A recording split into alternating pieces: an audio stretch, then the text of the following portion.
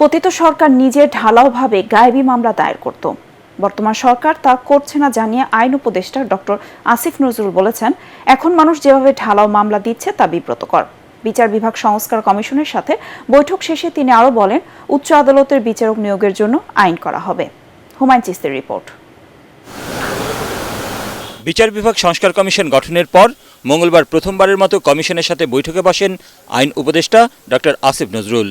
বিচার প্রশাসন প্রশিক্ষণ ইনস্টিটিউটে প্রায় ১.৫ ঘণ্টা বৈঠকের পর তিনি বলেন, সীমিত সামর্থ্য নিয়েই কমিশন সন্তোষজনক অগ্রগতি করেছে। এ সময় ঢালাও মামলা দায়েরের প্রসঙ্গ নিয়ে কথা বলেন তিনি। বিগত ফ্যাসিস্ট সরকারের আমলে গায়েবী মামলা হতো, সরকারের পক্ষ থেকে গায়েবী মামলা দিত। আর এখন আমরা সরকারের পক্ষ থেকে কোনো মামলাটা আমরা দিচ্ছি না। সাধারণ লোকজন, ভুক্তভোগী লোকজন, রাজনৈতিক প্রতিপক্ষ তারা অন্যদের ব্যাপারে ঢালাও মামলা দিচ্ছে। ঢালাও মামলার একটা প্রকোপ দেশে দেখা দিয়েছে, এটা আমাদেরকে অত্যন্ত বিব্রত করে। আমরা অনেক ধরনের আইনি সংস্কারের কথা ভাবছি, আইনি পদক্ষেপ নেওয়ার কথা ভাবছি। সংস্কার কমিশনের সুপারিশ বাস্তবায়িত হলে বিচার বিভাগের উপর আস্থা বাড়বে জানিয়ে তিনি বলেন, উচ্চ আদালতের বিচারক নিয়োগে আইন করা হবে।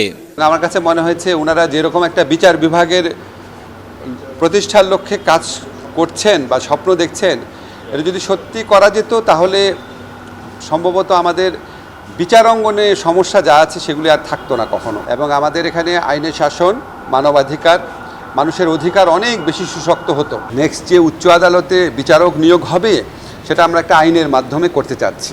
এ সময় সংস্কার কমিশনের পক্ষ থেকে জানানো হয়, শিগগিরই সুপারিশমালা তৈরি করে আইন মন্ত্রণালয়ে জমা দেবে কমিশন।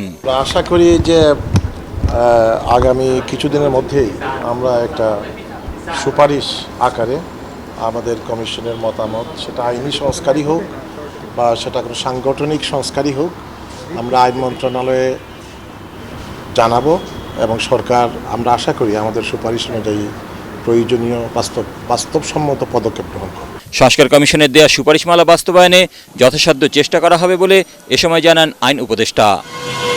হুমায়ুন চিস্তি, এটিএন বাংলা, ঢাকা।